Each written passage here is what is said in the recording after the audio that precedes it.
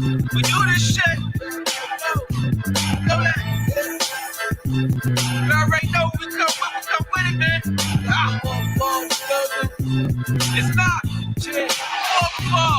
Yeah, I hate as hell who hottest, but we been in dope. They catching body with verse as soon as we spit it flow.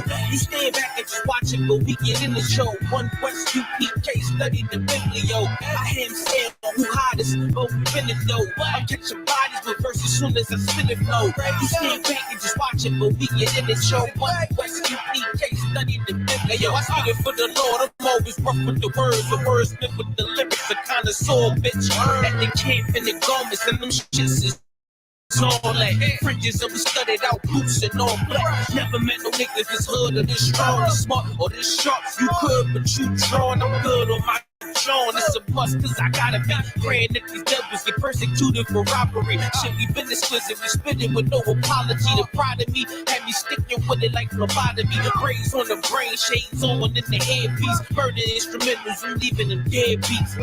And that's a flatline rap. It's one of my pastimes. In my pastime, I was rapping just the past times. If they ain't with us, then I call all of a bitch shit. We ain't Muslims on the Christians, my Aki's out with the softfish. All my lessons in life I learned from my hardship. I write it on the paper and you just copying all shit. Nah, fuck this hippity hop shit. Like white girls, you straight ass, I stick with the hot shit. Flows that's incredible, always they want the sequel. They say they picture the lyrics, I do my shows at the Regal. Shout out to P, homie, stay with the Desert Eagle. I grew up with blocks of people that's ruined like Machu Picchu. Talking I salute you, boy. You ain't bad, I need it, but all I salute you, boy. All black with the boots and braids, I recruit them boys. Bullets breaking the plastic, we ain't used to toys. Can't walk past the camp, you ain't used to noise. All type of berry, I can see the fruit, boy. Tough on the neck. For the person you boy, I just take over the town with these ruthless boys. See, I'm a priest, but I love me the Gucci boy. Ain't nothing cap out this North Jersey boy. Heard me, boy. Don't just pray when it's war. The K on the floor, like the judge bring the K to your door. Like kids said, breaking the steps, fuck up the porch. Nah, when your pops make the steps in a fist fight, fuck up your porch. You want more? I've been waiting for more. To slap them in a ball here, you an Israelite boy. I like my meals hot. Very contradictory. Breakfast for dinner. All the cookouts free. You should party with the winners. I'm trying to teach the dope boys. I congregate with sinners. I'm talking about the bacon soda straps and making dinner. I'm talking about the practice, the shit that make me grimace. Plots in the schemes of government meddling.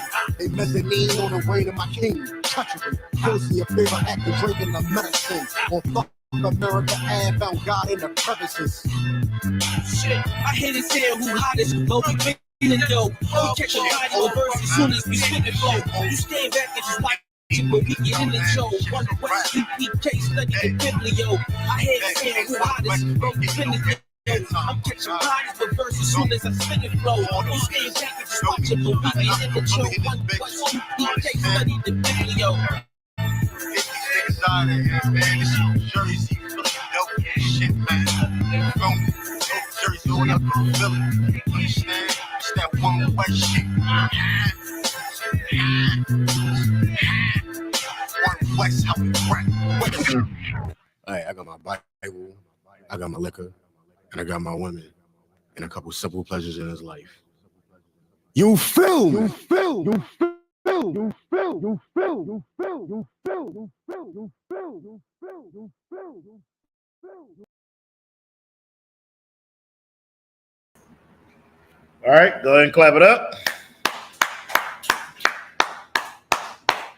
Shalom Israel, where the Israelite School of Universal and Practical Knowledge started out of 1 West 125th Street, Harlem, New York, under the Commanding General Yohana. This is ISUPK Austin Tuesday Brotherhood class. Brotherhood and sisterhood is a weapon. Brotherhood and sisterhood is the weapon that we are going to use to get up out of these hellacious conditions that we have been stuck and trapped in, to get from under the foot of our oppressors. Okay, we cannot do that being apart. We cannot do that being separate. We have to come together. Okay, we have to come together as one nation under one banner. All right. That's the whole reason Christ came back. And so blacks, Hispanics, and Native Indians can be together. So we can come together. So we can be a nation. All right. We have been separated and spread out for too long. And since we've been separated and spread out for too long, all we could do is come back together. It's like I'm teaching class. Yeah, that's what I'm talking. So we have to set a new standard. Okay, you have to know who your brother is and who your sister is instead of just thinking that they're your enemies because they live, down the street from you and you wear different colors. All right, us brothers and sisters, we have to come together. We have to be brotherly. All right. Today we're going to be talking about King David again. All right. This is going to be part 2 of King David. And King David, he was a great brother. All right. He did have some times. Okay. But all in all, he was a brother, and he was a soldier. He was a warrior. We are required to be men of war. Okay. Not soft, not weak, not effeminate. All right. We are men of war. And since we are men of war, there are duties that we have to carry out. There are certain things that we have to do. There's orders that we have to follow. That's why here in the ISUPK, we have rank and we have order. Because without order, all you have is disarray. All right. Everybody needs to know exactly what they're supposed to do. All right. And if they're not, then you know what happens. Okay. What Bible is this? Okay. All right. So we're going to get right up into it. Let me share my screen.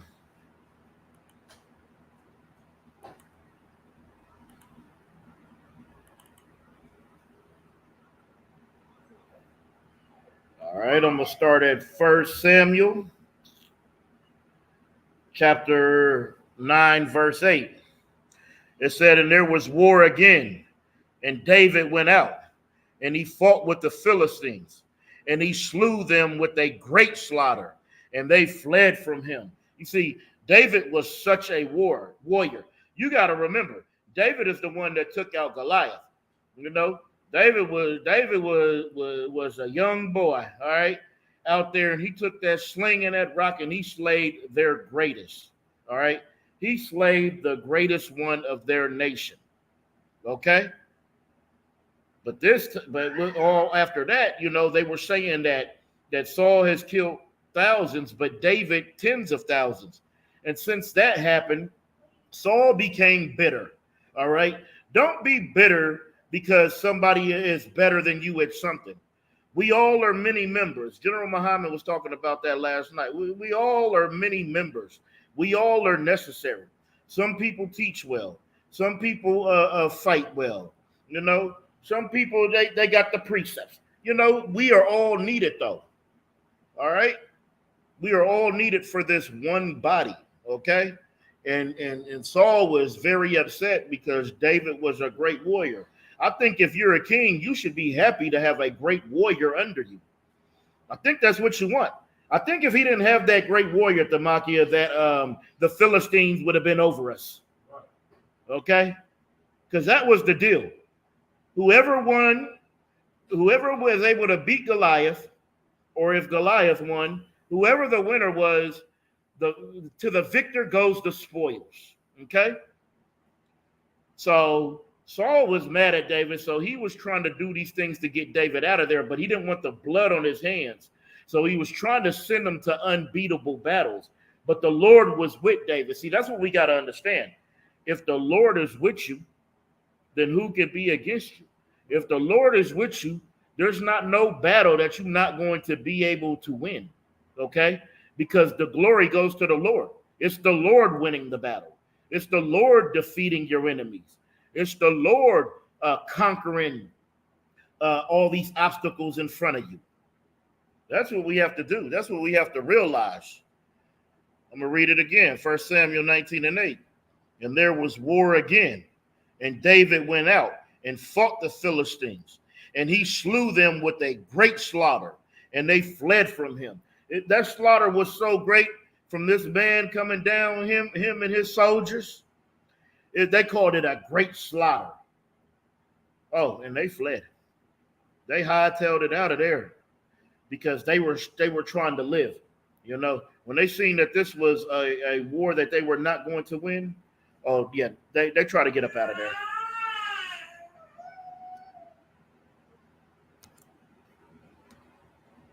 All right, verse 9. And the evil spirit from the Lord was upon Saul, and he sat in his house with his javelin in his hand, and and David played with his hand. All right. And Slakia, verse 10. And Saul sought to smite David, even to the wall with the javelin, but he slipped away out of Saul's presence, and he smote the javelin into the wall, and David fled and escaped that night. See, David had to get up out of there, because even though he had all that love for Saul, Saul had nothing but hatred for him. That's why he had that javelin, and he just probably wanted to stick that javelin through his body and nail him to the wall. Okay? But David had the wisdom to get up out of there. Okay? Sometimes you better have the wisdom to get up out of there, to get away, to flee and escape that night. Sometimes you can't wait if you want to live. You can pick it up, the Makia.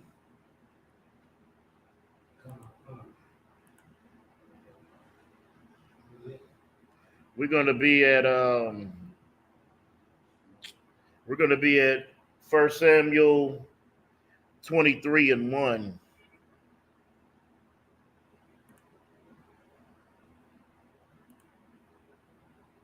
Book of 1 Samuel, chapter 23, verse 1. You might have to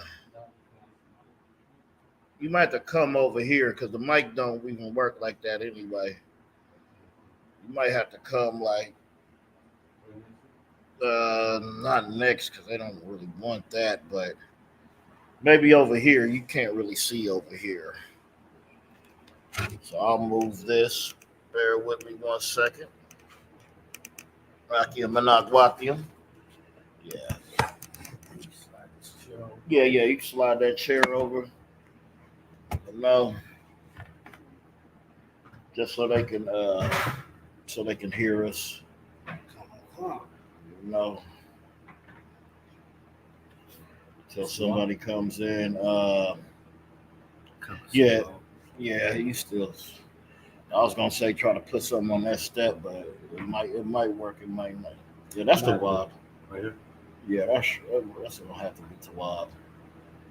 Just because we gotta do what we gotta do. Right here. All right, Most High in Christ. Yeah, you could have put the chair right there. Yeah. 1 Samuel 23:1. It's the book of 1 Samuel, chapter 23, verse 1.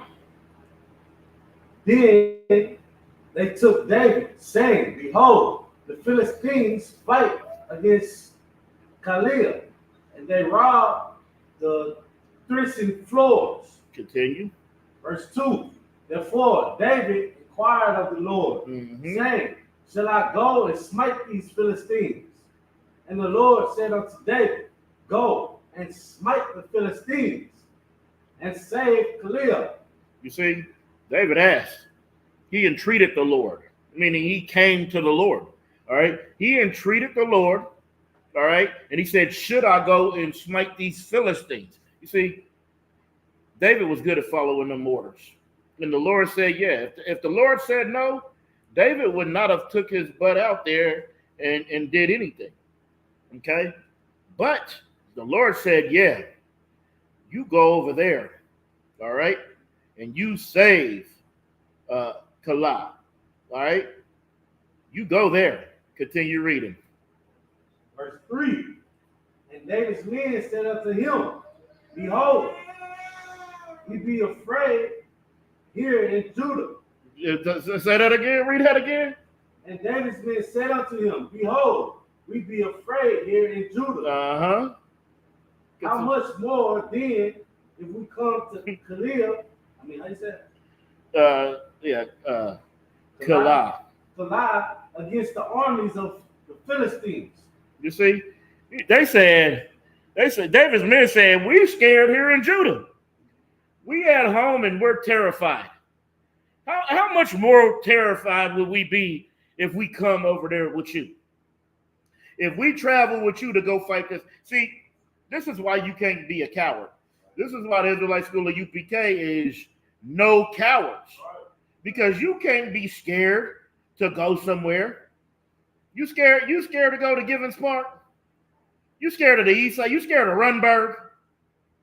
You scared to go wake up your people? You scared to go save your people? You scared to go wake up your nation? What the hell are you afraid of? The Lord is with you. Who could be against you? The Lord is with David. You seen David go out there and conquer. We done seen men in this school conquer unconquerable things. What the hell are you scared of? Just go. What do you have to worry about? Except making a name for yourself. Except making a reputation for yourself. You should try it. It's a good thing. Okay? So they were scared. They were scared at home, Tamakia. Razan, they said, nah, we scared here. How much more will we be scared if we follow you? See, you always over there messing with them folks. You've been messing with them Philistines since you was a little kid. One day they going to get you out. That's probably what they think. One day the Lord ain't going to be with you. But the Lord said he would be with him. David entreated the Lord before he even did this. But David is going because he is a soldier. Continue reading. Verse 4. Then David inquired of the Lord yet again. And the Lord answered him and said, arise, go down to Keilah. For I will deliver the Philistines into thy hand. You see, David entreated again, just to make sure. Just in case he didn't hear clearly the first time, he asked the Lord again, and the Lord said, no, you go. I will deliver them into your hand. Do not worry. Okay? That's what you got to understand. If the Lord's going to deliver your enemies into your hand, then you have nothing to be afraid of. Okay? Now, if you just going off your own accord and you ain't following the order and you just leaning on your own understanding, then you better be scared. You see, Saul leaned on his own understanding and the Lord left him. He departed from him and started to be with David. Okay? Let's get continue. Next verse, Salakia. No, not on the StreamYard yet. Verse 5. I need him to get on here. So David and his men went to Keilah and fought with the Philistines and brought away their cattle and smote them with a great slaughter. So David saved the inhabitants of Keilah. You see, he saved the inhabitants of Keilah because he followed the Lord. All right. So him and his men, they went there. So David went with his men to Keilah and fought with the Philistines. All right.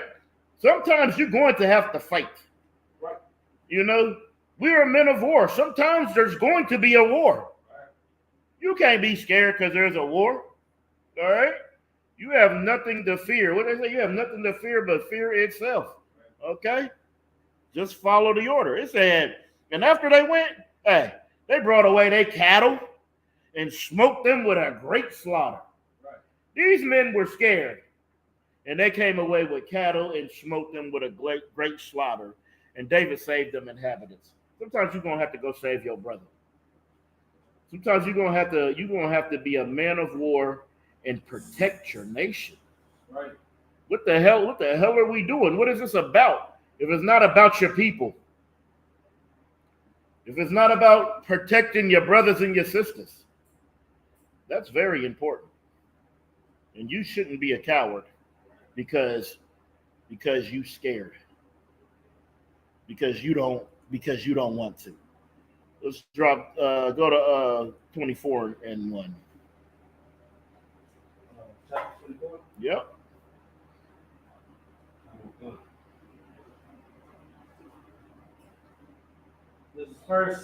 This is the book of 1 Samuel, chapter 24, verse 1. Mm-hmm. And then it came to pass, when Saul was returned from following the Philistines, that it was told him, saying, Behold, David is in the wilderness of In Gedi. Engedi. Continue. Verse 2. Then Saul took 3,000 chosen men out of all Israel and went to seek David and his men upon the rocks of the wild goats. Verse 3. Uh-huh. And he came to the sheep cotes by the way, where was a cave, and Saul went in to cover his feet. And David and his men remained in the sides of the cave. Uh-huh. Continue. Verse 4. And the men of David said unto him, Behold, the day of which the Lord said unto thee, Behold, I will deliver thine enemies into thy hand, that thou mayest do to him as it shall seem good unto thee. Mm-hmm. Then David arose and cut off the skirt of Saul's robe privately. You see, he still showed brotherhood. Saul is out there trying to unalive him. That's why he's running around with these 3,000 men. All right? And he was up in that cave with him. You know, and David could have just smited him right there and been safe. But David was a man of the Lord. He said, what I'm going to do is I'm going to cut his skirt, meaning cut a piece of his robe, cut a piece of his garment. Just so later I could show him that, hey, if I wanted to, I could have took your life while you were sleeping. But I have brotherhood. I am not like you. I'm not willing to extend my hand and destroy you like you were trying to do me. And the only reason Saul wanted to unalive David is because David was good at following Saul's order. Saul prospered from all these battles that David won. But because the women, you know the women, when them women get to chanting, it'll either boast you up or it'll put a lump in your chest. So when they said that Saul has killed thousands and David tens of thousands, well, since David was a better swordsman, was a better warrior, Saul wanted his life. That's why Saul is running around trying to unalive him. And that is such a weak spirit to have, to want to hurt your brother because he did what you told him to do. You told him to go out there and unalive these people. You know what I mean? You told him to go to war to protect your kingdom. And he protected your kingdom from one of the baddest Hamites on the earth who was out there mocking us for 40 days and 40 nights. Just out there mocking us, saying, is there a man in Israel who's even willing to come and challenge me? Who's even willing to come and test? Is there a man, or is everybody scared? Oh, and David was young and he rose to the occasion. And now Saul absolutely hates him because he was such a good warrior. So that's why he took and he cut a piece of Saul's garment. All right. Drop the verse 6. Yep. Or no, go to 5. Salakia. Oh, we just read 5. Did we? All right, yeah. Then go to verse 6. Salakia. No, we didn't read verse 5. We didn't? All right, yeah. Go ahead and read 5. Verse 5. And it came to pass afterward that David's heart smote him because he had cut off Saul's skirt. Verse 6. And he said unto his men, the Lord forbid that I should do this thing unto my master. The what? The Lord forbid that I should do this thing unto my master. You see, the Lord forbid. See, David knew because the Lord was with David. You see, Saul, the Lord ain't with him no more, so he don't understand at all that he should not be doing this. But he has that spirit of jealousy, He has that spirit that is unbrotherly, okay?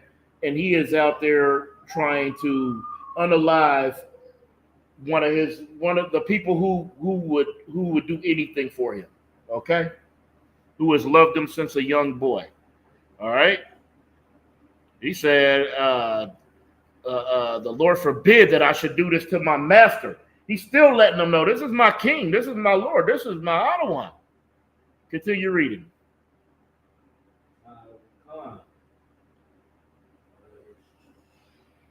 The Lord's anointed to stretch forth my hand against him, seeing he is the anointed of the Lord. Seeing he is the anointed of the Lord, because remember, he was the first king of Israel. All right. He was anointed to be that king. So David is saying, seeing that he is the Lord's anointed, there's no way I can stretch forth my hand against him. Continue reading. Verse 7. So David stayed his servants with these words and suffered them not to rise against Saul. But Saul rose up out of the cave and went on his way. Verse 8. David also arose afterward and went out of the cave and cried after Saul, saying, my Lord the king. And when Saul looked behind him, David stood with his face, stooped with his face to the earth and bowed himself. You see, David is still being humble. All right. So they was in those caves together. All right. But they was hiding in there. All right. So when Saul rose out, David went out after, and he still said, Adawan, my Lord, my king. And Saul looked behind him, and David stooped with his face to the earth and bowed himself, still showing honor and loyalty, okay, to this man who is trying to unalive him for following orders. Continue reading. Verse 9. And David said to Saul, wherefore hearest thou men's words, saying, behold, David seeketh my hurt. Thy hurt. You see? It said, and David said to Saul, wherefore hearest thou men's words, saying, David seeketh thy hurt? Because they out there trying to make it seem like David's creeping up on Saul. When the whole time you're only out here because you're looking for this brother to unalive, to hurt, to bring harm to. Continue. Verse 10.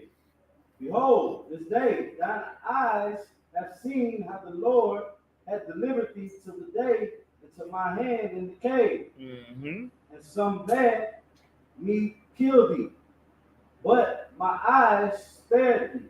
And I said, I will not put forth my hand against my Lord, for he is the Lord's anointed. You see?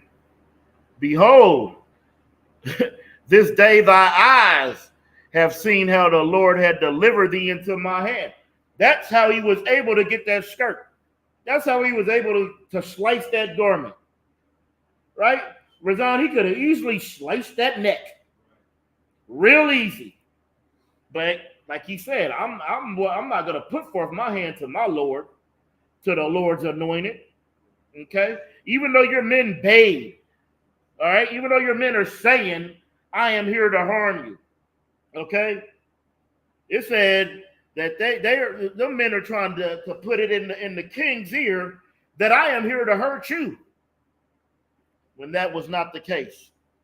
Continue reading. Verse 11. Moreover, my father see the skirt of thy robe in my hand. Stop there. He said, moreover, my father, he is still showing this man honor, love, respect.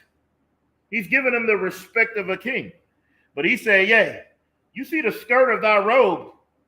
It's in my hand. You know, there's only one way I could get this. That means I had to be real close to you. So if I was bade to destroy you like these men are saying, well, then why do I have this? Why do I have this piece? And why isn't my knife filled with blood?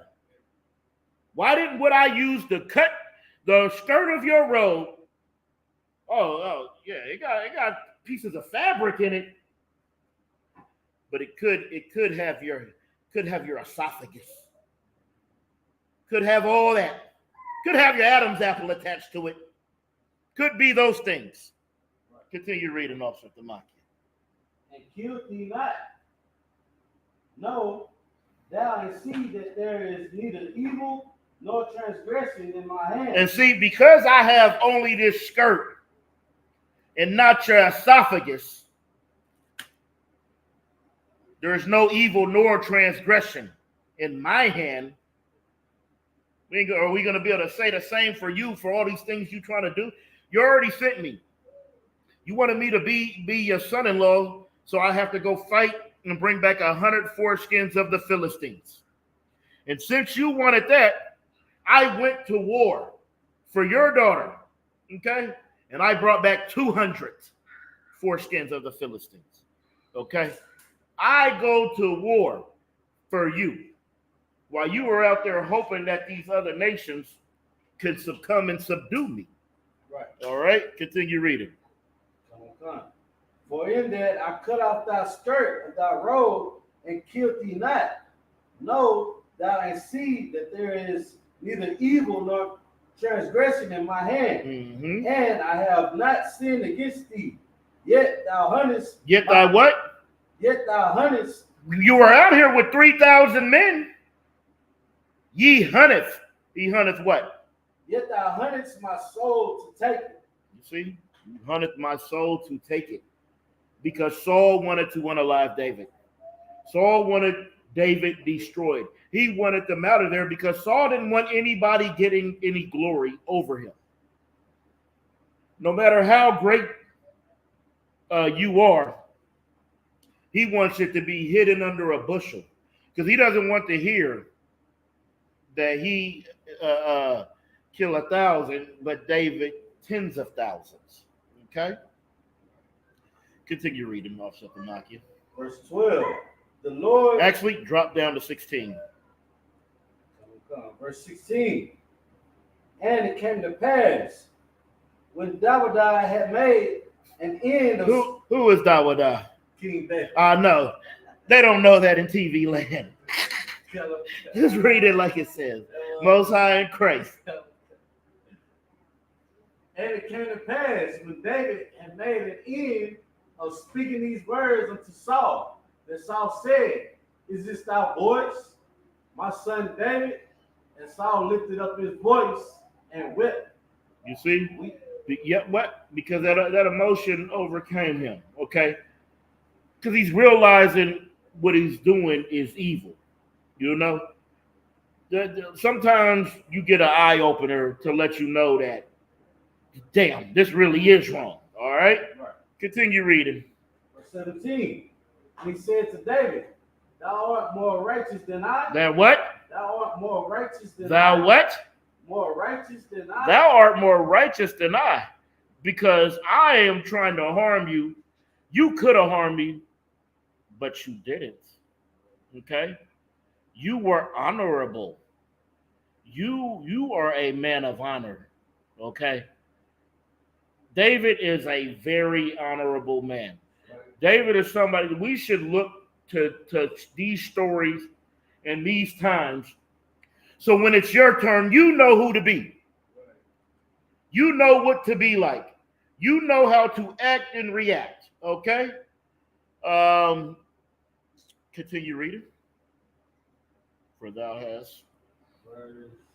It's still 17. For thou hast rewarded me good, whereas I have rewarded thee evil. So you rewarded me good because you spared my life. But if you were asleep in that cave and I was able to touch your skirt, I would have had your esophagus.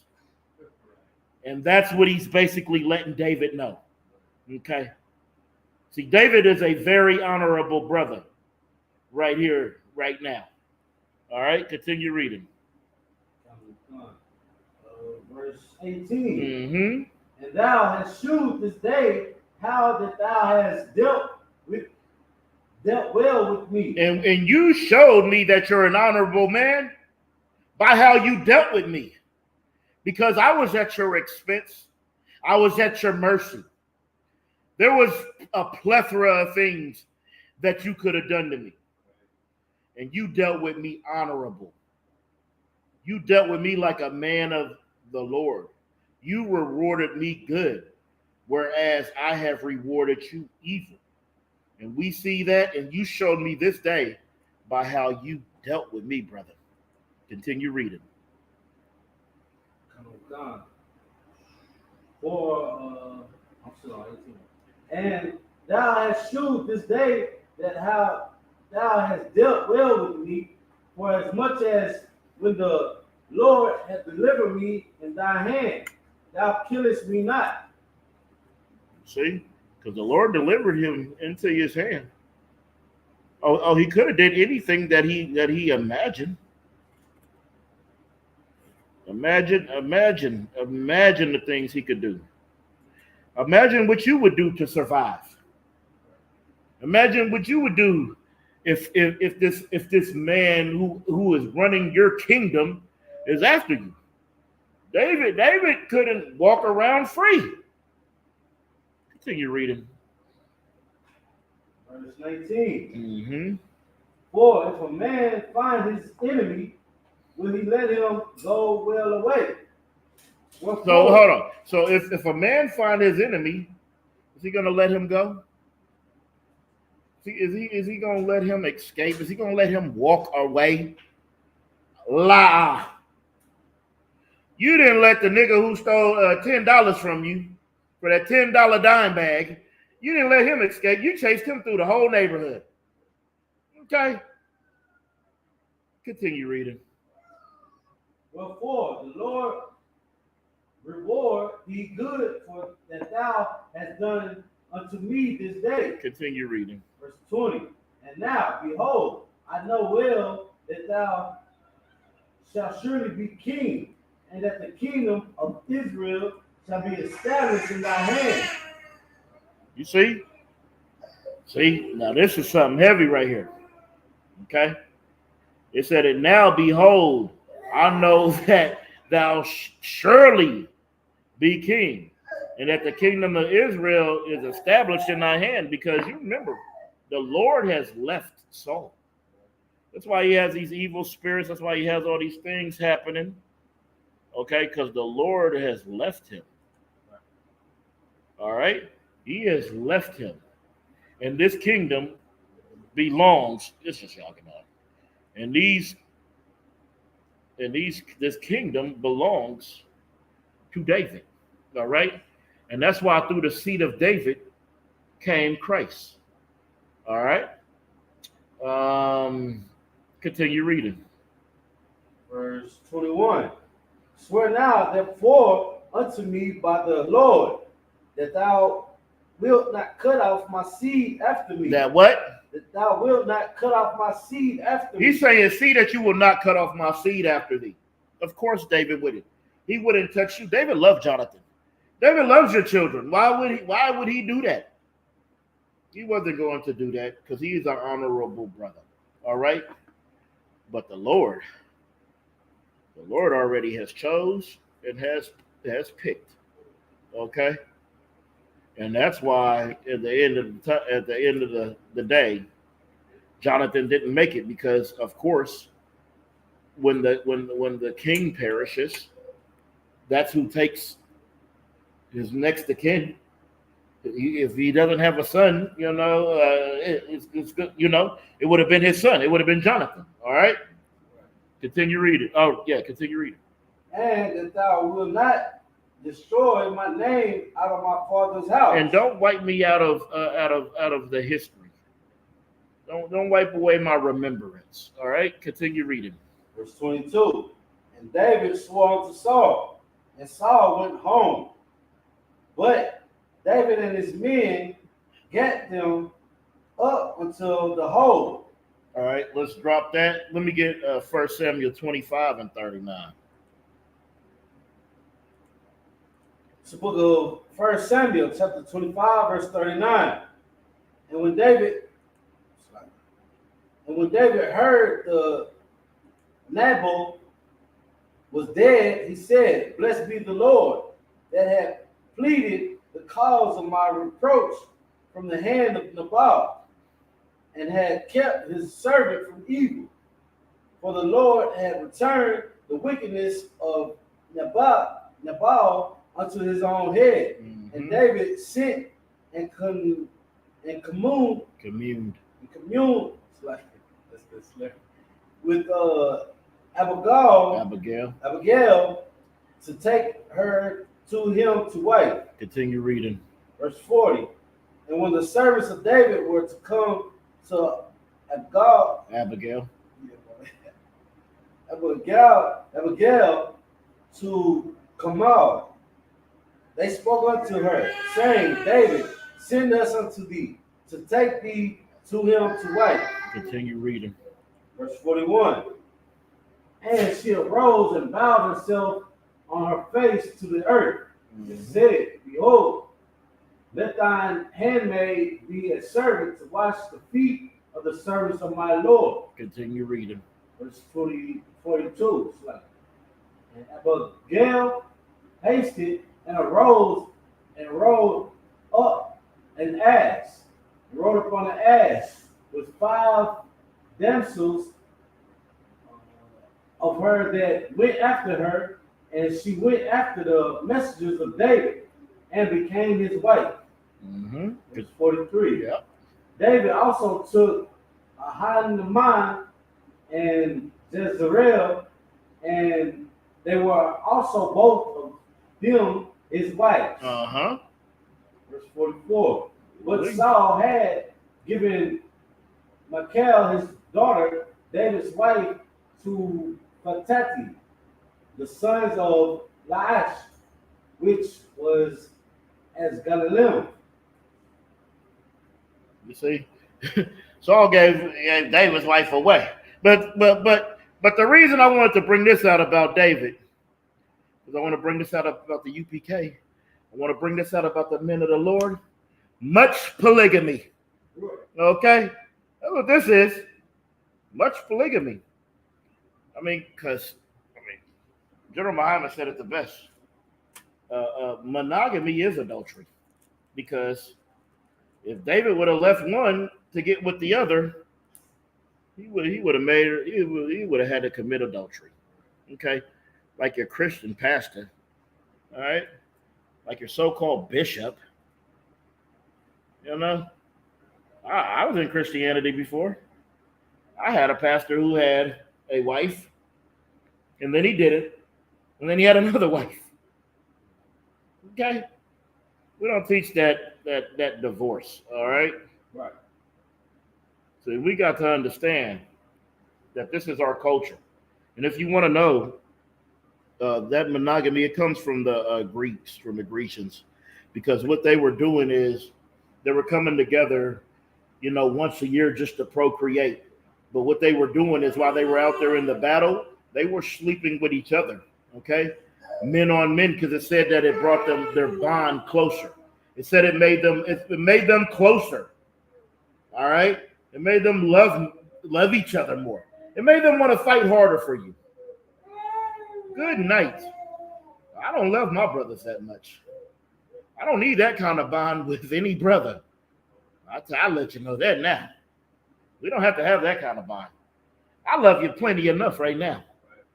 Without coming together, without knowing you, if you understand. All right, let's get off of that. Let's get to 28 and 11. Officer Yaganan, I want you to pick this up. 1 Samuel, verse 28. Salakia, chapter 28. And we'll start at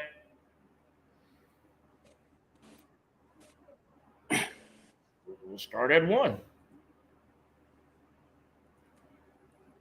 Book of 1 Samuel, chapter 28, verse 1 out on. Hold on. Yeah, go ahead and read. And it came to pass in those days that the Philistines gathered their armies together for warfare. For what? For warfare. You see, man, we had battles against these Hamites. and you want to be Kemet. You want to be a Hamite so bad. You think you're Egyptian. You think you Nefertiti, right? You think you Nefertiti and you running something. You got all the crystals. You got all the sage. You want to wear all the unks, not knowing that your people had battles and wars with these people. That you want to be so bad, that you reverence so much because of some pyramids, because of the things that came off of our back. That's why you love the pyramids. That's why you love everything in Egypt, because through our slavery we had to build. That's why you love it. You think you love it because you was King Tut. Nobody want to be King Tut, right? Nobody want to be that weirdo from all the incest. That dude, he had little legs and little arms and little feet in a little gold chair. Who gives a damn about all the gold he had? He was a weirdo. Okay? You want to be him. You want, not right now. You want to look up at that sun and say, ooh, Ra. Oh, Ra, thank the netters. Oh, they want to worship the netters, Razan. They love those netters. Oh, Ra and Horus and Set and Mayat and all manner of nonsense. Well, in here, we worship the Lord. We don't give a damn about your netters, okay? Because we have war against your people. So we don't have any love for you or your netters, all right? But we do have love for Yahweh. We do have love for Yasharallah. Continue reading. To fight with Israel. And Akish said unto David, know thou assuredly that thou shalt go out with me to battle, thou and thy men. You see, y'all gonna come with me to battle, you and y'all men. Oh, and we're going to go to war, brother. And we are going to win. Okay? Oh, we are going to war. Go ahead. Continue reading. Or no, drop down to 5. Salakia. Book of 1 Samuel chapter 28, verse 5. And when Saul saw the host of the Philistines, he was afraid. He was what? He was afraid. You see, this ain't the first time he was afraid. All right? And this will let you know a host is an army. When it said it brought Israel out by his host, a host is an army. Didn't it just say they armies was matching up to fight us? Now it says, and when he seen the host of the Philistines, he was afraid. This ain't the first time he was afraid. Oh, he was afraid that time when Goliath was saying, hey, is there not a man in Israel who's willing to come and stand on business? Continue reading out. And his heart greatly trembled. So he was afraid, and his heart greatly trembled. This was a scary thing. And you just imagine you looking over at war. You looking at your enemies that you had battles and battles and battles with. And you know the Lord ain't with you. You're going to have some fear. So we got to understand, brothers and sisters. We got to understand that life is about warfare and nothing else. And brothers, it might come a day where you have to go to war. Continue reading. And you don't want to be a coward. Continue reading. Verse 6. And when Saul inquired of the Lord answered him not. And what? The Lord answered him not. You see, Saul, he went and inquired the Lord. He went to talk to the Lord. But the Lord answered him not, because the Lord is not with him. The Lord is with David. Continue reading. Neither by dreams, nor by Urim, nor by prophets. It said neither by dreams. You're not going to have no dream about this. You're not going to have a dream to understand this. Okay? All right? Neither the Urim and the Thummim. You know, those are elements of Hoshan. That's war in the breastplate. Neither by these things. All right? It's attached to the ephod. Neither by these things will you know either. Okay? And nor by the prophets. So the Lord answered him not by any way, shape, or form. Continue reading. Verse 7. Then said Saul unto his servants, seek me a woman that hath a familiar spirit, that I might go to her and inquire of her. And his servant said to him, behold, there is a woman that hath a familiar spirit at Endor. All right. So he said, bring me this woman that has this familiar spirit, and I will inquire her. All right. And I will go into her, and then I'll inquire her. All right. Since the Lord isn't with me.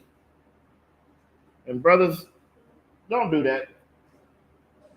Don't find somebody, some woman just to go up in because you think she got some high knowledge. That's what you're doing in Egyptology. That's the black woman is God right there. Okay? Drop down to verse 9. Verse 9. The woman said unto him, behold, thou knowest what Saul hath done, how he hath cut off those that have familiar spirits, and the wizards out of the land. Wherefore, then layest thou a snare for my life, to cause me to die. Okay. And that woman said to him, behold, thou knowest what Saul has done. He has cut off those familiar spirits.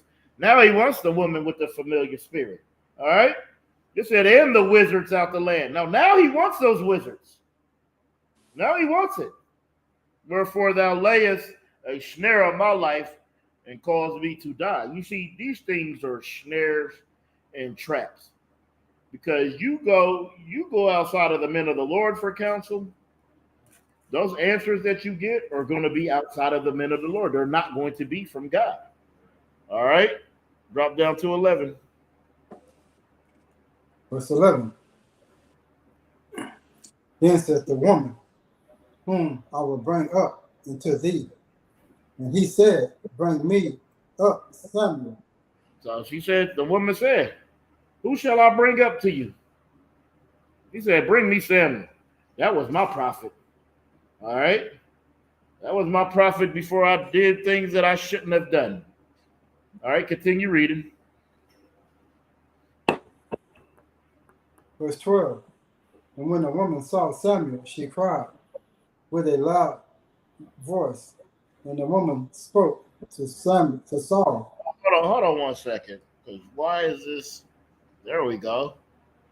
All right, I didn't know it wasn't showing the scripture. Go ahead. Read that from the top again, verse 12. Verse 12. And when the woman saw Samuel, she cried with a loud voice. And the woman spoke to Saul, saying, why hast thou deceived me? For thou art Saul. Continue reading. Verse 13. And the king said unto her, be not afraid, for what sawest thou? And the woman said unto Saul, I saw gods ascending out of the earth. We continue reading. Verse 14. And when he said unto her, what form is he of? And she said, an old man cometh up, and he covered with a mantle. A mantle. And Saul perceived that it was Samuel, and he stooped with his face to the ground and bowed himself. You see, so, Samuel's coming up. So Saul seen that old man, and he said it perceived to be Samuel, so he bowed himself to the earth. Continue reading. Verse 15. Let's see this. And Samuel said to Saul, why hast thou disquieted me to bring me up? Mm-hmm. And Saul answered, I am sore distressed for the Philistines. You thought of. You see? So Samuel saying, what do you want? And Saul saying, I am sore. I am distressed. Okay? I am sore and I am distressed. Because these people over here, they always making war against me. And because the Most High is not with me, it is hard. Continue reading. For the Philistines make war against me, and God is departed from me. And God what? God is departed from me. You see, the Most High departed from Saul. And since he's departed from Saul, Saul don't really have no backing. Saul don't really have no guarantees. Okay? Continue reading. And answered me nor more, neither by prophets nor by dreams. Therefore I have called thee, that thou mayest make known unto me what I shall do. You say they said the prophets ain't talking. You ain't been up here. Okay? The dreams, I'm not having any dreams that's telling me any damn thing. Okay? So I called you. All right? Continue reading. Verse 16. Then said Samuel, wherefore then thou ask of me, seeing the Lord is departed from thee, and is become thine enemy. Says, why dost thou ask me? Why are you asking me? You know the Lord departed from you, and you know you and the Lord are enemies now. That's a horrible thing. Having the Lord depart from you and you become the Lord's enemy, you became as Goliath. You become as the other nations. Like what it says in Matthew, if you don't hear, right? It says you will be a publican, meaning outside of here, outside of this body, outside of this nation. You see, Saul has become an enemy unto the Most High. And since he became an enemy to the Most High, every day of his life is very dangerous. Every day of his life it has no balance. Okay? Because he knows that he is an enemy to the Lord, and he knows that judgment is coming. Continue reading. Verse 16. Then said Samuel, wherefore then thou ask of me, seeing the Lord is departed from thee, and is become thy enemy. Continue reading. 17. And the Lord hath done to him as he spake by me, for the Lord hath rent the kingdom out of thine hand. For the Lord has rent that kingdom out of thy hand, meaning the Lord took your kingdom away. All right? Because it would have been all this would have been through Saul's seed if he would have just followed the order, if he would have did what he was supposed to do. But the Lord rent his kingdom, ripped his kingdom away. He gave his kingdom to David to be king. Continue reading. And given it to thy neighbor, even to David. See, he gave it to his neighbor. He gave it to David. And that's why the lineage is started going through David. David, even when they was trying to get him to marry Saul's daughter, he's saying, I'm nothing. I'm a poor man. What do I have? Who am I to be a king's son-in-law? Okay? So he went from that to, you're going to be the king of Israel. All right? Continue reading. Verse 18. Because thou obeyest not the voice of the Lord. Because what? Because thou obeyest not the voice of the Lord. That's why that kingdom was rent. Because they obeyeth not what the Lord said. You didn't want to do what the Lord said. You didn't give a damn about the Most High. You cared about what you wanted because you were the king. So the Lord has to humble you, has to show you, okay? He has to show you that because you didn't obey against Amalek. And look, we didn't obey against Amalek, and you know who the hell is running every damn thing right now? Amalek. The small hats. They running every damn thing. They got all the banks.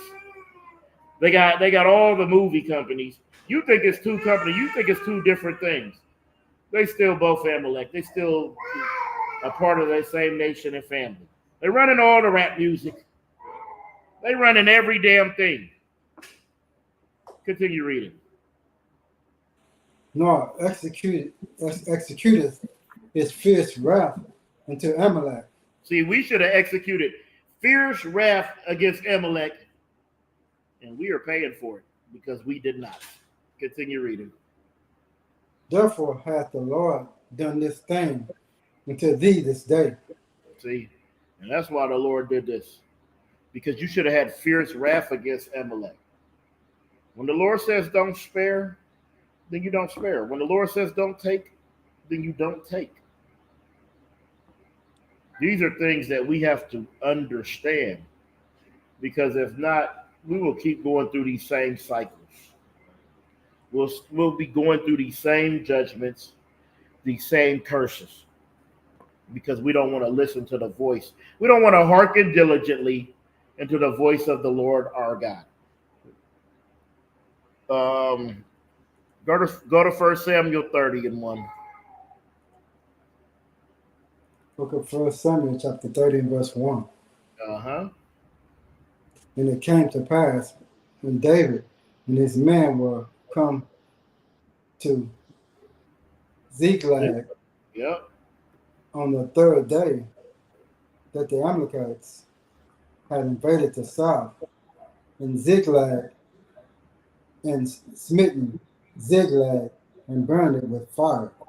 See, he wouldn't have had to worry about this right here if he would have dealt fiercely with them. Verse 2. Verse 2. And had taken the women captives that were therein, they slew not any, either great or small, but carried them away and went on their way. Slakia, where you at? I'm on verse 3 now. I don't want. Verse 2 talks about carrying the women away. All right. It said, it have taken the women away captive that they were in. They slew not any, either great or small, but carried away and they went their way. All right. Go ahead and read verse 3. Verse 3. So David and his men came to the city, and behold, it was burned with fire, and their wives and their sons and their daughters were taken captive. You see, these kind of things keep happening to us in history. Why does it happen to us today? Because the law is done away with. Ain't that what Christianity teaches you? So you don't have no power. So all your enemies are able to do whatever the hell they want to you, because the one piece of power that you have is these laws, statutes, and commandments, and they tell us that it's done away with. They tell us that we don't need that. Okay? And since we don't need that, that's why our neighborhoods and our cities get burnt with fire. That's why our wives, our sons, and our daughters get ravished out here in the streets. That's why there is so much turmoil, so much destruction, so much everything. Is there anything you want to say, Razan? All right, Most High in Christ. All right, continue reading. Verse 4. Uh-huh. Then David and the people that were with him lifted up their voice and wept until they had no more power to weep. You see, and when these things happen, these are the kind of things that make you cry till you go to sleep. Till you just don't have no more tears in your duct to let out. Because this is hurt, this is pain, this is turmoil. When destruction is happening to your nation. Continue reading. Verse 5. And David's two wives were taken And what? And David's two wives were taken. Remember them two wives? Oh, my ribs on here listening. Okay. Continue reading. And David's two wives were taken captives. Mm-hmm. And Noam, the Jebusites, and Abigail, the wife from Nabal, the Carmelite.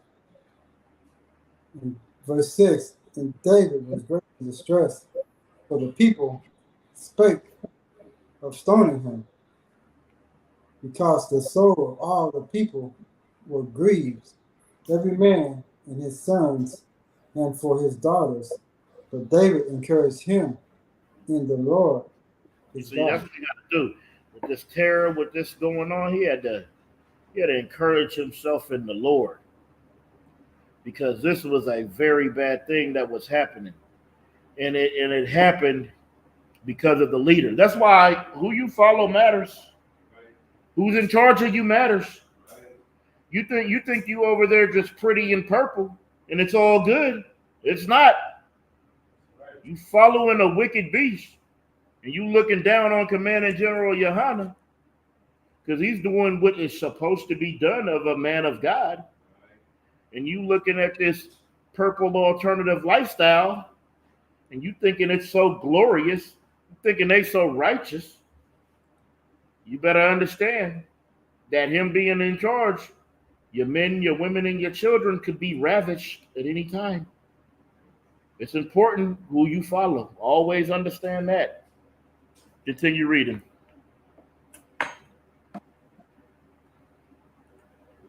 Verse 6. You already read 6. Drop down to 8. Hey, this is come.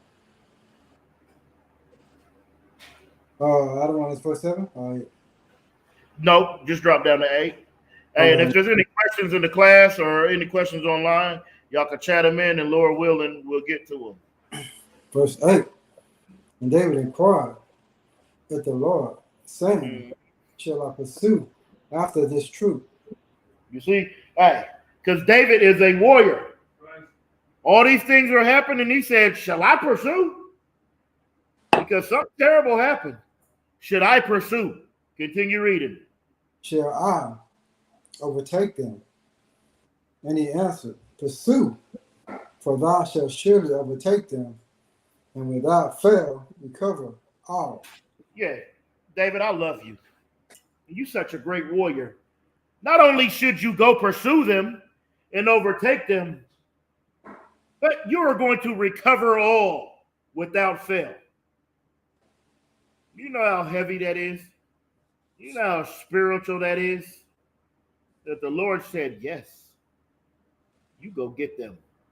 And you bring them back, and you recover all without fail. Because you are a mighty warrior. I wasn't with Saul, so this happened. But I am with you. Or granted. That's what the Lord said to him. Continue reading. Right. Verse 9. So David went, he and the 600 men that were with him, and came to the brook Besor, where those that were left behind stayed. Verse 10. He took 600 men. Ooh-wee. He said, we're going to get it in. Continue reading. But David pursued, he and 400 men, for 200 abode behind, which were so faint that they could not go over to brook Besor. And out of these 600, 400 was going over, and the 200 that was faint, they stayed back. Because David is pursuing. Okay? What are you going to pursue? Are you going to pursue this truth? Or are you going to pursue some floozy? You going to pursue tail? You going to pursue this truth? Or are you going to pursue the U.S. Army? Are you going to pursue this truth? Or are you going to pursue becoming a part of their police force, part of their government body? You going to pursue this truth? Or are you going to pursue that presidential ballot? What are you going to pursue? What are you going to stand for? What are you going to fight for? What are you going to have honor for? Well, in here, we will serve the Lord. Continue reading. Verse 11. And they found an Egyptian in the field and brought him to David and gave him bread. And he did eat, and they made him drink water. Drop down to 13. Verse 13. And David said unto him, To whom belongest thou? And whence art thou? And he said, I am a young man of Egypt, servant to the Amalekite. And my master left me because 3 days ago I fell sick.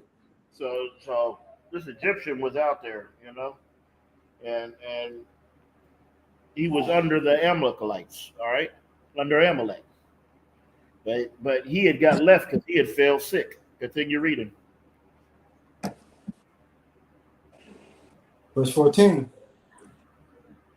We made an invasion upon the south of the Chivitites, and upon the coast which belonged to Judah, and upon the south of Caleb. And we burned Ziklag with fire. Continue reading. 15. And David said unto him, Canst thou bring me down to this company? And he said, Swear unto me by God, that thou wilt neither kill me nor deliver me into the hands of my master. And I will bring. No, finish that out. And I will bring thee down to this company. Now, I'm pretty sure we all can understand why he got sick. He was only sick so his master would leave him. And since his master left him, David would find him.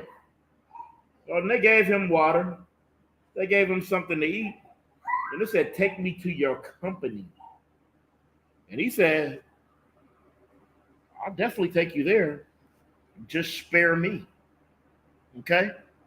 That's what we're reading here. He would still be with his company. He would still be with his master. He would still be with the Amaleks, slaving under them. If what? If he didn't get sick. But he got sick those 3 days ago. And that he got sick only so David and our men could find him, could come across him and be led. Okay? Continue reading.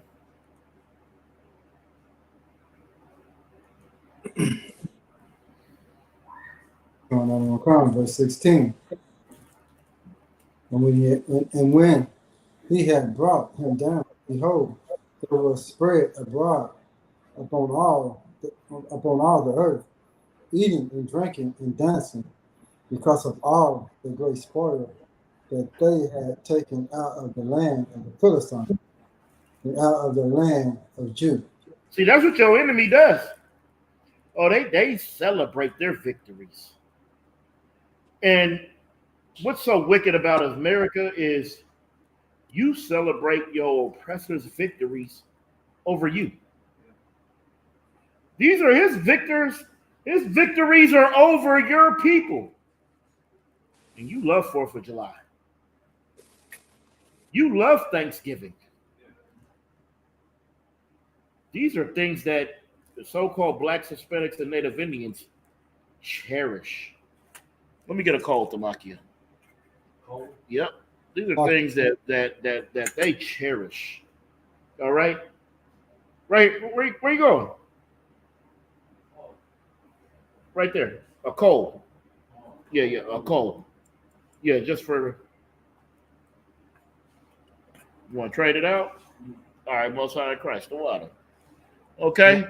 They are over there celebrating their spoils, dancing, eating and drinking. They do that here. They do that to this day. Except today you eat and drink with them. Because you don't know no damn better. Because you don't want to listen to the priests and prophets of the Most High. When we're telling you these things are evil to celebrate, you shouldn't celebrate the New Year's and what's that little baby thing in February? Valentine's Day. I didn't celebrate that in the world. I made sure I broke up with my girl before then. I wasn't buying no damn bear chocolate. And why you gotta buy your mama a damn bear chocolate? She got a man. Hell, talk to my dad. Why the hell I gotta buy you one, mama? You got a man. You want a damn bear chocolate from everybody and wonder why your belly hanging over your belt. You done ate 17 bunnies. Good night. Continue reading, Yakinan Salakia. Come.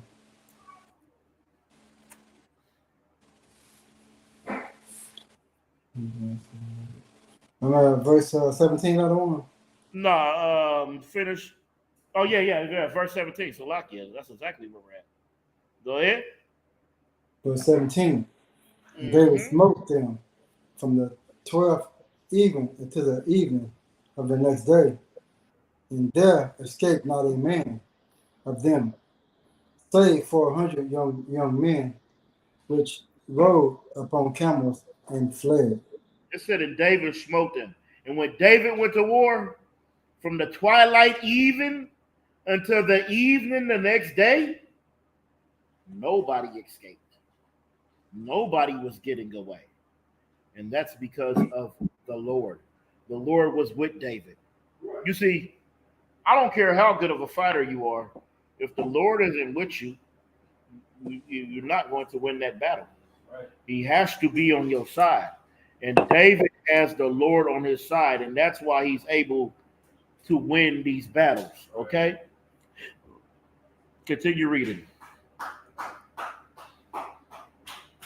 Verse 15. And David recovered all that the Amalekites had carried away, and David rescued his 2 wives. See, David rescued, he brought back everything that they carried away. They were sitting there dancing and celebrating, but since David was a man of the Lord, David didn't have to succumb and start celebrating with them, celebrating their victory over Israel, over Judah. No. He brought back everything. He recovered all, even his 2 wives.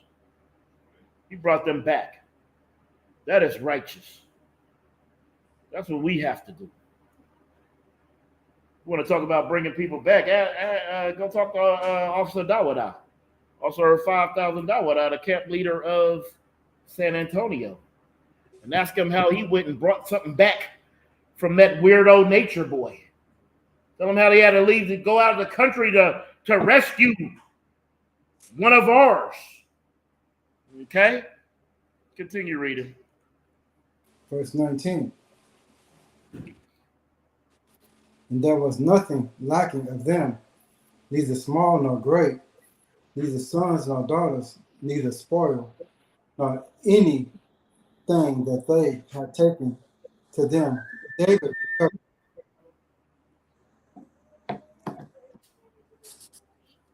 Lucky, I should have. Continue reading. Verse Hold on. But David took all the flocks. Oh, yeah. Go ahead, read that. Yeah, read verse 20. Verse 20. And David took all the flocks and the herds, which they drave before those other cattle, and said, this is David's spoil. This is David's spoil. He's taking all the flocks, all the herds, all the cattle, all the goats, all the sheep. Continue reading. Verse 21. And David came to the 200 men, which were so faint that they could not follow David, whom they had made also to abide at the brook Besor. And they went forth to meet David and to meet the people that were with him. And when David came near to the people, he saluted them. Mm-hmm. Continue reading.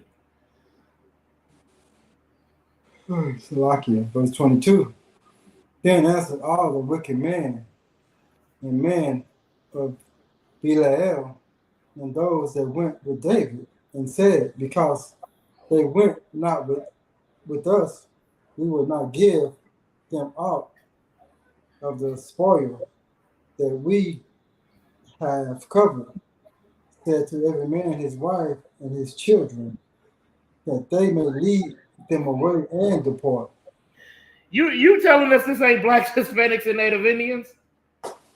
You can't tell me this. Hey, the Akim said, hey, them 200 wasn't with us. You wasn't shooting with me in the gym. They shouldn't get nothing. We don't want them to get nothing at all. They get nothing. But let's see how Let's see how honorable David is. Continue reading. They didn't want them to get nothing because they didn't go with them. Razan, they said, nah, the hell with them. We gonna leave that. They faint. Well, let them faint. Let them deplete all the way. Let's see what David said. Verse 23. Then said David, ye should not do so, my brethren, which the Lord hath given us, who hath preserved us and delivered the company that came against us into our hands. You see, they saying, David said, yeah, that ain't how we work. That ain't how we operate. We operate with absolute brotherhood. Right. And that's how the UPK operates. Yeah. With absolute brotherhood. With absolute compassion. With absolute understanding. I pray you understand. You see, them brothers over there, they talking like the fake Israelites talk. You know? You wasn't with me at Sunday service, so you shouldn't have some of this lamb. You shouldn't have some of... We don't do that. We take care of ours. Continue reading. Verse 24.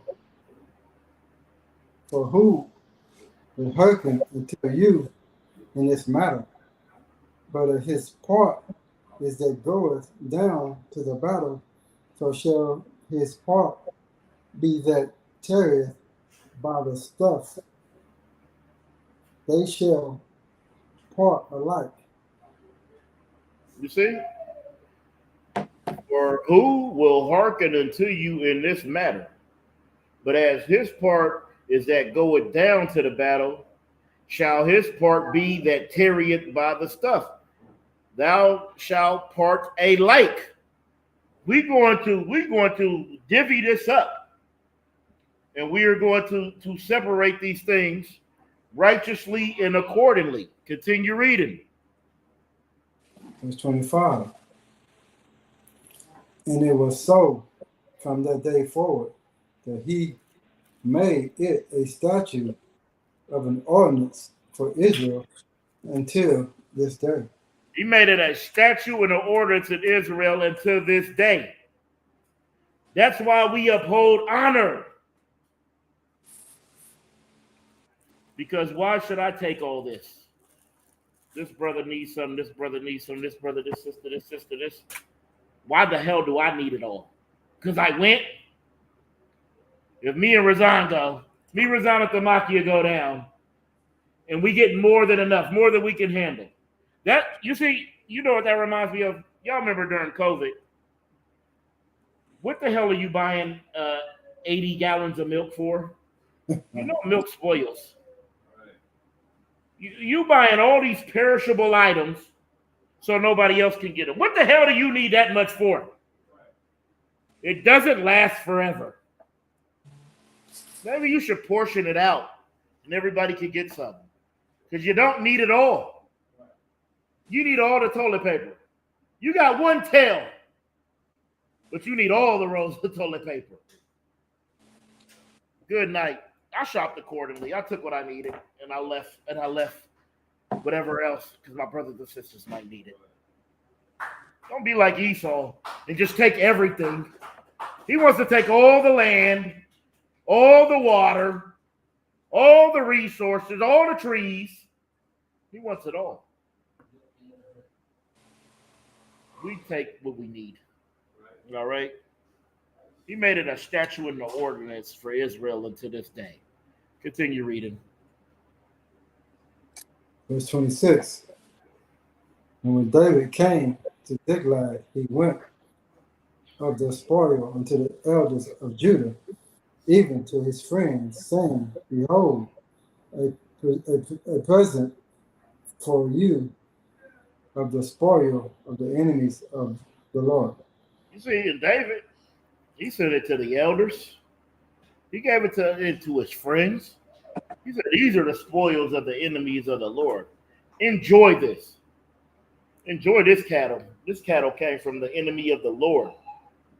Oh, this cattle is going to produce for you because it came from the enemy of the Lord. Okay?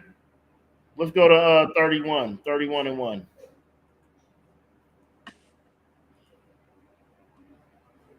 Book of 1 Samuel, chapter 31, Oh, verse yeah. 1. Hold on. Like Sister Mariah said, yeah. Greed can never be full. That's our oppressor. There is nothing that can satisfy your oppressor. I don't care how much you give him. I don't care how much of your life, how many hours you put in at the slave. I don't care how many of your resources, how many of your children you sacrifice to him. He will never have enough. Continue reading. Verse 31 and 1. Now the Philistines fought against Israel, and the men of Israel fled from before the Philistines and fell down, slain in Mount Gilboa. Continue reading. Verse 2. And the Philistines followed hard upon Saul and said unto his sons, and the Philistines slew Jonathan and Abinadab and Malchishua and Saul's son. You see, now this is the Lord. He is starting to rectify that judgment. There's going to be a change in the kingdom. Okay? And it said, now the Philistines fought against Israel, and the men of Israel fled before the Philistines fell down. All right? And when this happened, Saul's sons were unalive. Tamaki, see me one more time.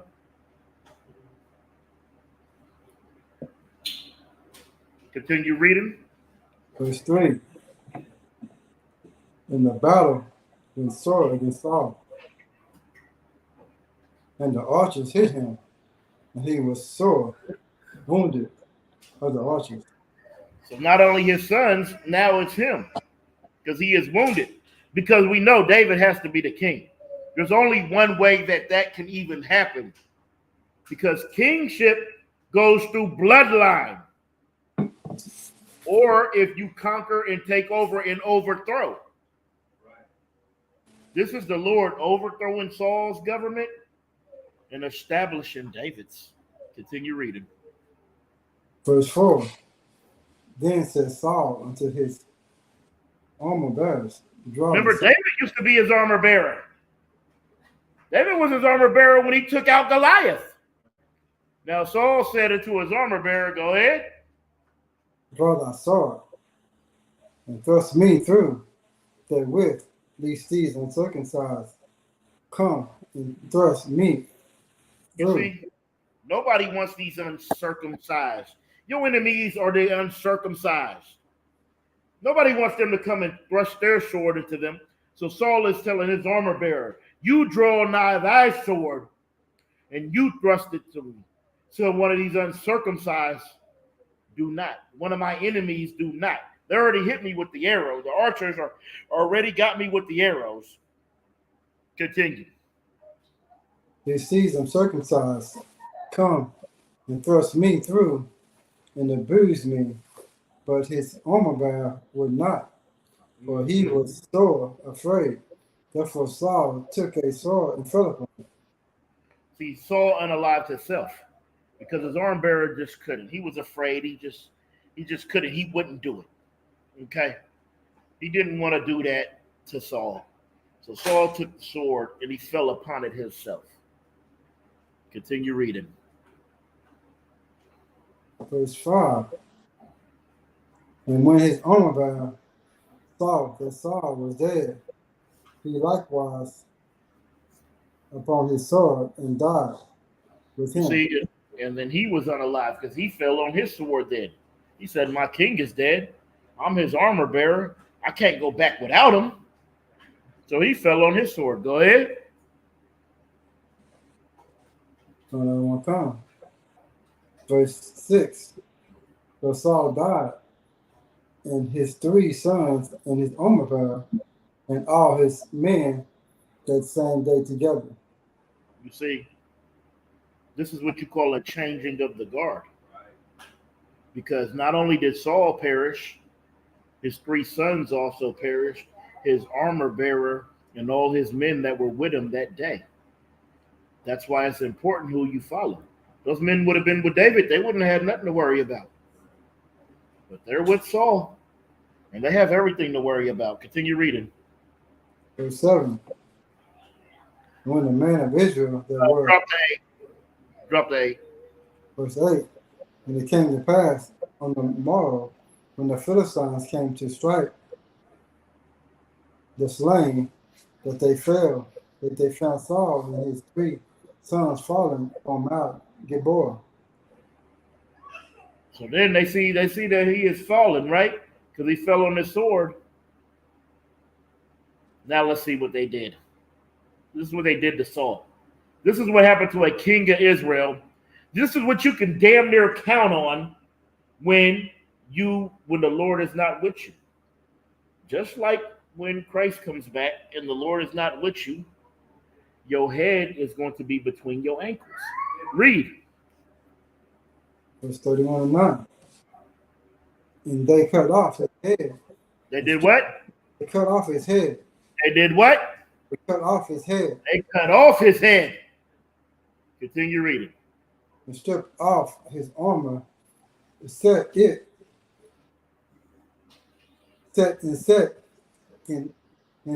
the land of the Philistines round about, to publish it in the house of their idols and amongst the people. You see, that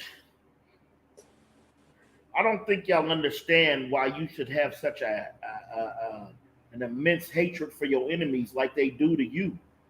It said they cut off his head and stripped off his armor and sent it into the land of the Philistines round about to publish it in the house of their idols and among their people. They gave it to their gods. That's what they do. Trayvon Martin, they gave him to their gods. Philando Castile, they gave him to their gods. Sandra Bland's, they gave him to their gods, to their idols. And you know what you do today? You serve their idols. Because you can't put down Christmas. Because you have to have Valentine's Day. You have to celebrate Thanksgiving. The unaliving of your brothers and sisters is what you love more than your brothers and sisters. That's why you continue to celebrate it.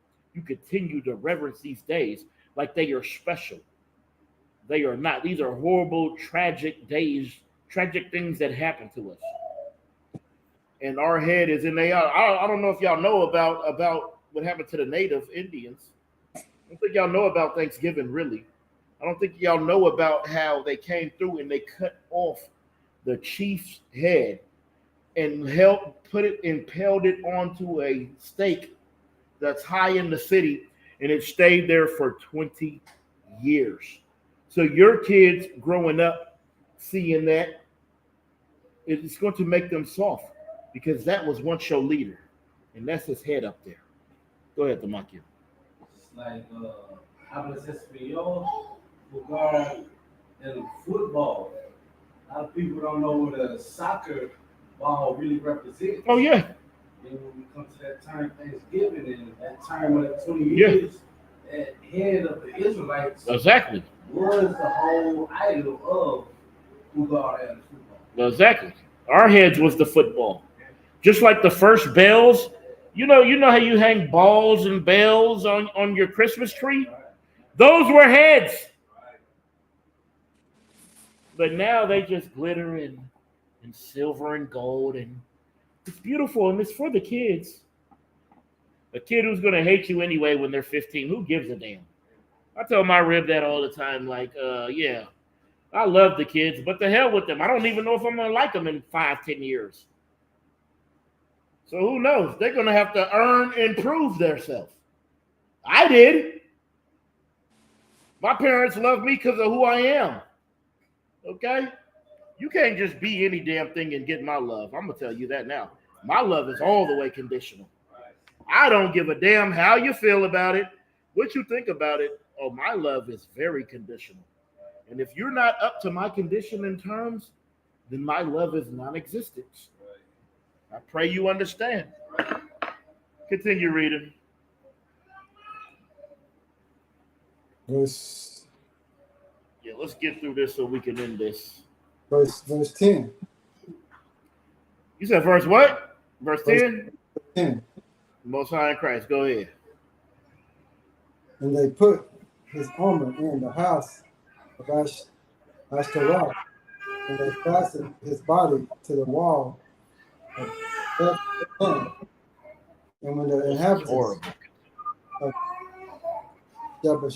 Jabal held of that which the Philistines had done to Saul, all the valiant men arose and went all night and took the body of Saul and the bodies of his sons for the wall of Bashan, and came to Jabesh and burned them there. Where you at?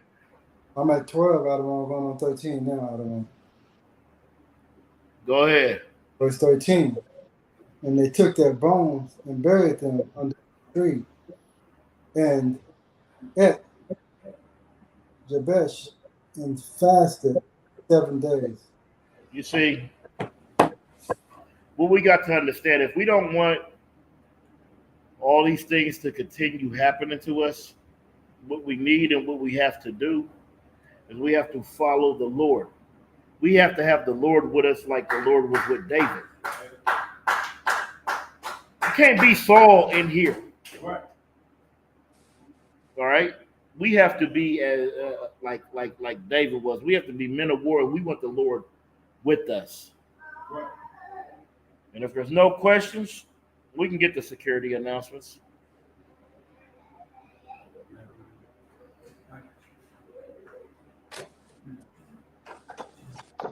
You got the high holy days too? We're the ISUPK. This is the ISUPK security announcements. We started out on 1 West, 125th Street, Harlem, New York. Room for new brother and sister. When a new brother and sister comes into the school, they're off limits for 6 months. For how long? They're off limits for 6 months. They're off limit for 6 months. Not 1 month, not 2 months, not when your rod gets hard, not when your box gets wet. Right. 6 months.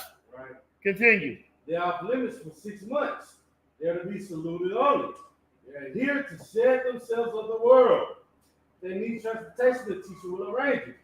After 6 months, if a brother or sister has an interest in a particular person, he or she must get permission from the head to speak to him. There's another 6 months in which the brother or sister will court each other. After this 6 month period, the brother or sister will get permission from the head to marry. Tithes, which is a commandment. You find this in the book of Numbers, chapter 18, verse 21. The book of Malachi, chapter 3, verses 8 through 10. Means 10th in the Hebrew, my Ashura. 10% of every penny of any increase the Lord gives you, give to the treasury department of the teacher. Preach fund, free will offering. Not mandatory, whatsoever amount you would like. Upcoming holy convocation. This will be the feast of the first fruits. Falls after the Sabbath of the Feast of Unleavened Bread. Sundown, April 28th, 2020. Falls on a Sunday. Count 50 days. Celebrate the 50th day. It's a fall on June the 17th, 2024. On a Monday. Start before sundown. You can find this in the book of Leviticus, chapter 23, verse 10 through 22. If anyone wants to come to trooper to school, start wearing all black boots, all black shirt, all black pants, all black headband, all black scarf. This includes the ISUPK security announcements. Pass back to Officer 500, Shamar 1. All right, with that, we're going to Imagium. going to get the Lord's Prayer in the Hebrew. We're going to start. We're going to face the east. All right. Abanawa, Shabbat Shemayim, Kwadash, Haya, Shemka, Yahweh, Malakwaka, Tabaya, Ratazayaka, Haya, Aisha, Barataza, Kawa, Haya, Bashamayim, Natan Larawa, Lakam, Ko, Yawam, Wasalakanawa, Kabawatinawa, Kasalakinawa, Kabawatiyanawa, Wala, Tabayanawa, Banasayawan, Abo, Yahweh Shanawa, Mayan, Rai, Kaya, Laka, Hamalakwa, Wahala, Wahata Parath, La'awalayim, Amun. Now in English, our Father, which art in heaven, hallowed be thy name. Yahweh, thy kingdom come, thy will be done. In earth as it is in heaven. Give us this day our daily bread. And forgive us our debts as we forgive our debtors. And lead us not into temptation, but deliver us from evil. For thine is the kingdom, and the power, and the glory, forever. So be it. All right? Y'all can start. Sisters, you can sit. Men of Israel, we're going to give a courtesy salute to the teacher. Men of Israel, Majid Shabbat, Amajium, Barak. Yahweh Hashem Yahshua Barakathum. All right, Yajim Matal, we're going to start. Turn face to sisters. Sisters rise. Men of Israel, Majid Shabbat, Amajium, Barak. Yahweh Shemola Latam Ba'Hashem Yahshua. Yajim Matal, class dismissed.